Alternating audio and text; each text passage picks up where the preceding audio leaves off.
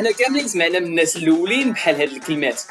لا هاد الجيل هذا مشى منو قيم التاخي والتضامن والتآزر، ولكن مره كيوقعوا شي حوادث اللي كيخلونا نرجعوا لهاد القيم هادو ونجدوا الثقه ديالنا في الجنس البشري.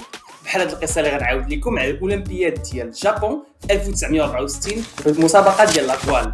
الموفيطون والمواش كبار، هذه هي الاجواء اللي كانت كتخيم على المسابقه ديال فلاين داتشمان في القوارب الشراعيه في الاولمبياد.